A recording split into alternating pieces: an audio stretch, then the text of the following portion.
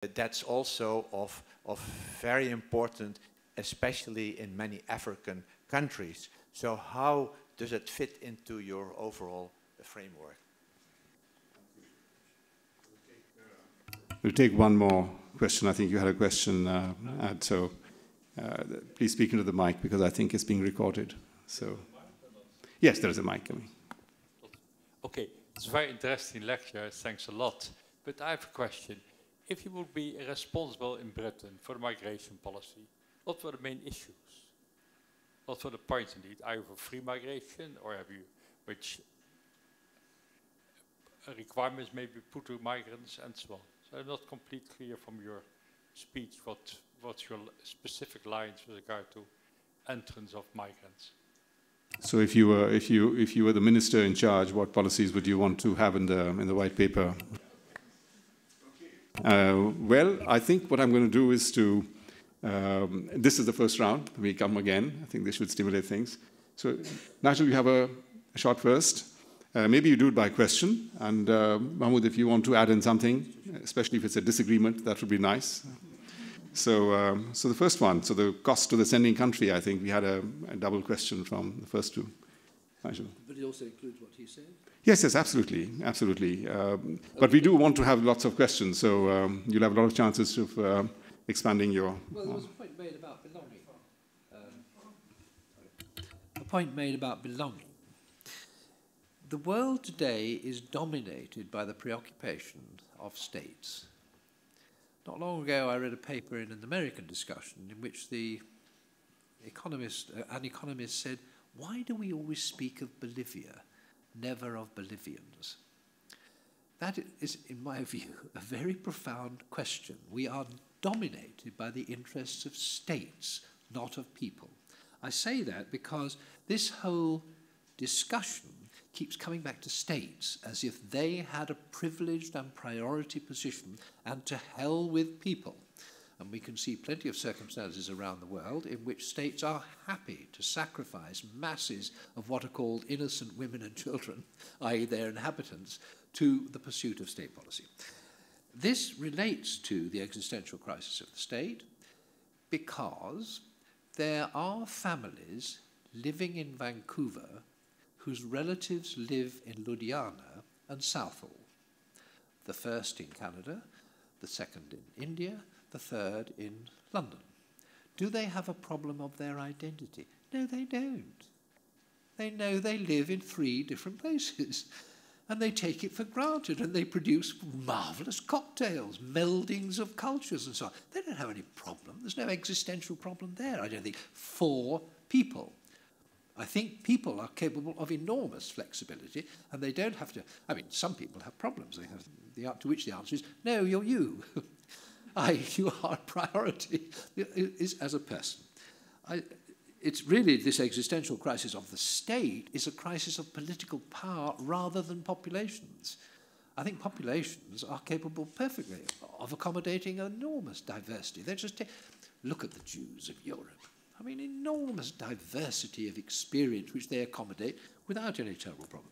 Sorry, I'm rabbiting on. I say this because I have my doubts about the Bhagwati scheme of compensating developing countries, i.e. states. I don't want there to be any suggestion that states own their population. They can lease them out, and wherever they go, the receiving state is obliged to pay rent for the privilege of having them. I don't want that. I want people to be first and foremost in this, and I don't want states to acquire the right to release their population in tranches and get paid for it. It seems to me we are moving towards a kind of slavery in that system. That's really on that question of compensation. I don't believe compensation politically could be achieved, and I don't think morally or ethically it would be right to do so. Because we're dealing with people, with migrants, and they should have their right to move defended. They shouldn't be locked up and released by governments at the wish of governments. So we come back to this question of migration is about people, not about national states, in my view. So I can't see that any system of compensation would be workable. As to the principle that you can rob India of its skilled labour because there's a lot there, it actually depends on how you measure the abundance. If you measure the abundance of skilled labour in Malawi, say, or in comparison to India, then you will notice that the Indian population is so enormous that it has a desperate shortage of skilled labour. Of course it does. And the government of India is worried that it's going to run out of IT workers, for example. They aren't producing enough, etc., etc.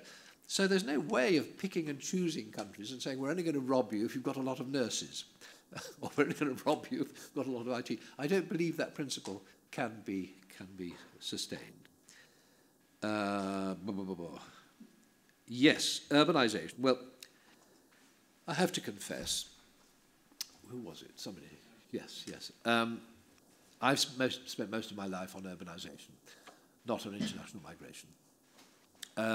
So I'm happy to talk about that, but when I was asked to speak here, it was on migration. And it wasn't until afterwards that I noticed the title said urbanization. And so I haven't said anything about urbanization. However, just to say, what I've really been talking about is the dynamic change in the use of territory, which is what urbanization is. That is to say, sudden emergence of areas of high productivity, high growth productivity, pulling in labour from all over the place, to start off within countries and then between countries. And labour is being moved around because of the instability and the dynamic character of the territorial economy. It raises, of course, all sorts of problems. While Indian employers are happy to get cheap labour, they are not at all happy to build adequate housing to support them. So we have immense slums. I believe it was within the capacity of the Indian government to house the population with some decency, as in China, as with a lot of other people. But of course, governments are trying to rip off the population, and they are unwilling to spend money on the housing, but they are happy to have cheap labour.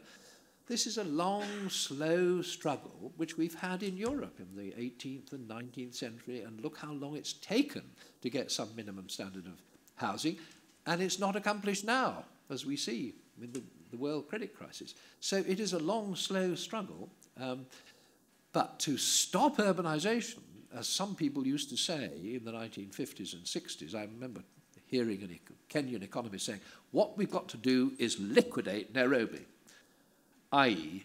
destroy the Kenyan economy, because probably 30 or 40% of the GDP of Kenya derived from Nairobi at that time. This is a kind of council of despair, which is reacting to the slums, but not actually seeing what the economic role of cities are. So, urbanization, just now, I must stop. Oh, you said refugees. They often don't go home.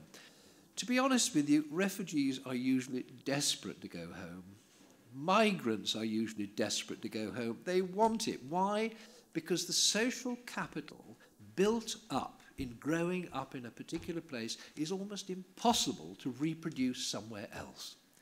So migration is immensely alienating. You do it for work, but you lose all your friends, your relatives, all the context you know. It is a terrible amputation of your inheritance of competence to live. That's why so many migrants really do want to go home, and refugees do want to go home, but they're fleeing terror until,